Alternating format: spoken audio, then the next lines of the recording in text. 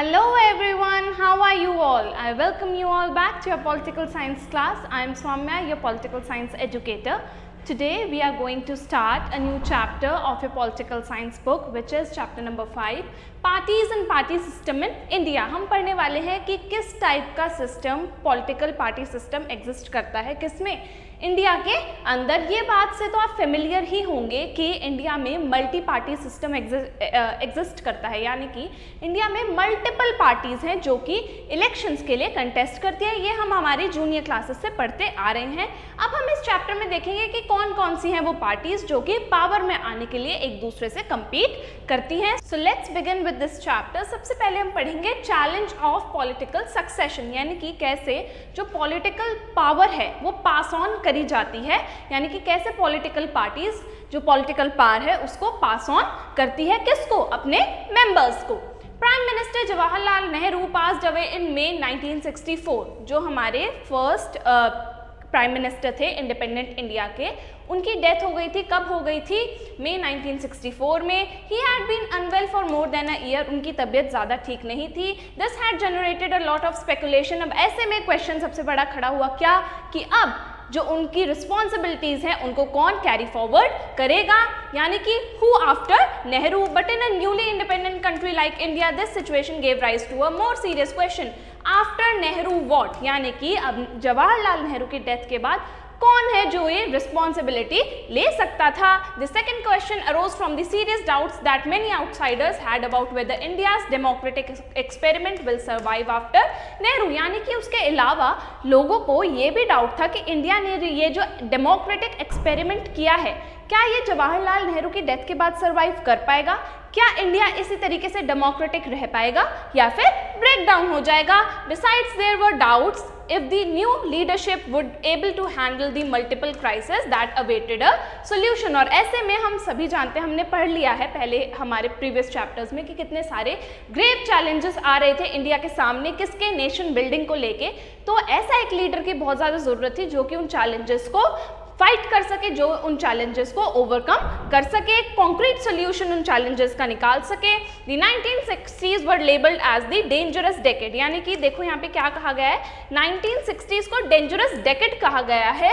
When unresolved problems, क्यों कहा गया है डेंजरस डेकेड, क्योंकि उस टाइम पे इस डेकेड में सबसे ज़्यादा प्रॉब्लम्स थी। जैसे कि क्या थी वो प्रॉब्लम्स, जैसे कि पॉवर्टी, कंट्री में बहुत ज़्यादा पॉवर्टी एग्जिस्ट करती थी, इनइक्वालिटी एग्जिस्ट करती थी। कैसे? क्योंकि कास्ट सिस्टम बहुत ज़्यादा रिजिड था, जिसकी वजह से इनइक्वालिटी भी प्रिवेल कर रही थी। कम्युनल एंड रीजनल डिविजन्स, उसके अलावा लोग रीजन के बेसिस पे डिवाइडेड फील कर रहे थे।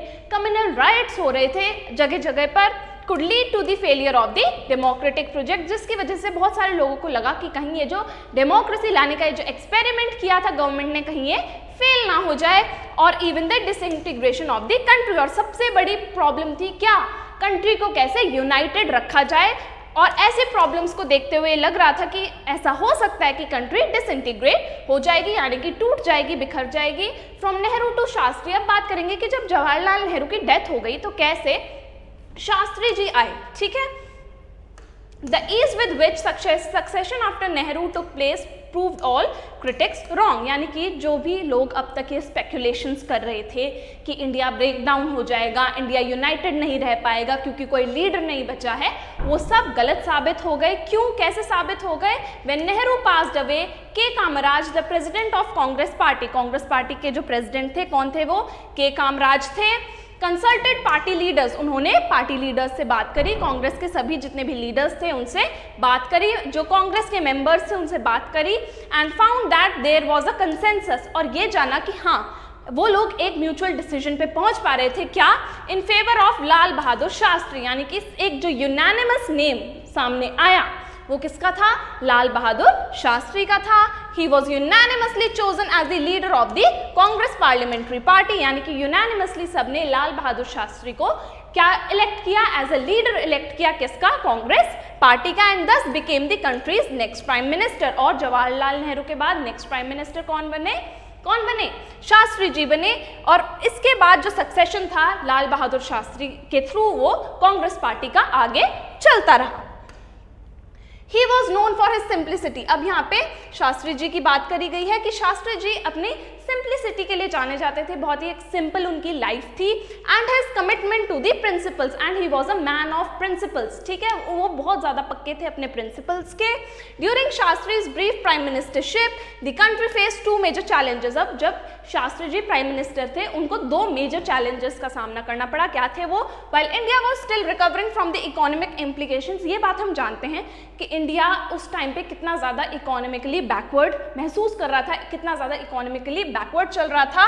क्यों? क्योंकि हमारी वॉर हुई थी किसके साथ? चाइना के साथ। उसके अलावा मॉनसून भी अच्छा नहीं रहा था, जिसकी वजह से क्रॉप फेलियर हो गया था, ड्रॉट आ गया था, सीरियस फूड क्राइसिस यानी कि फूड शॉर्टेज भी उस टाइम चल रही थी, यानी कि multiple problem, multiple challenges India को फेस करने पड़ रहे थे। The country also faced a war with Pakistan. 1965 में इंडिया की वॉर भी हो गई थी, किसके साथ? पाकिस्तान के साथ। शास्त्री फेमस स्लोगन जय जवान जय किसान। अब ये जय जवान जय किसान जो शास्त्री जी ने दिया था, ये कब दिया था? जब फूड क्राइसिस था, कहाँ पे? इंडिया के अंदर। Symbolise the country's resolve to face both these challenges, यानी कि वॉर को हम फेस कर पाए इसलिए जय जवान कहा था उन्होंने, और हम फूड क्राइसिस को फेस कर पाए इसलिए जय किसान भी उन्होंने स्लोगन दिया था। किसने? शास्त्री जी ने। ये हम याद रखेंगे, 1 मार्क्स के लिए इंपॉर्टेंट है।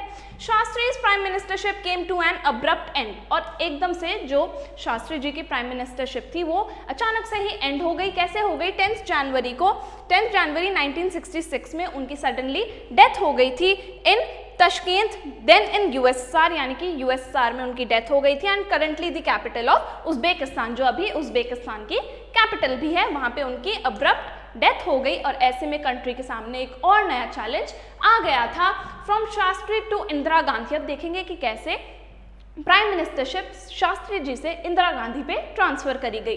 दस the Congress face the challenge of political succession. Again क्या आया चैलेंज? पॉलिटिकल सक्सेशन का, यानी कि लीडरशिप पास ऑन करने का चैलेंज आया for the second time in 2 years. This time there was an intense competition between Morarji Desai and Indira Gandhi, और इस बार दो कैंडिडेट्स थे जिनके बीच में टफ कंपटीशन हो रहा था। कौन थे वो? मोरारजी देसाई और Indira Gandhi. Morarji Desai had earlier served as chief minister of Bombay state, यानी कि मोरारजी देसाई कौन थे? वो बॉम्बे के चीफ मिनिस्टर रह चुके थे, and also as minister at the centre. Indira Gandhi कौन थी? वो थी जवाहरलाल नेहरू की डॉटर, हम सब जानते हैं।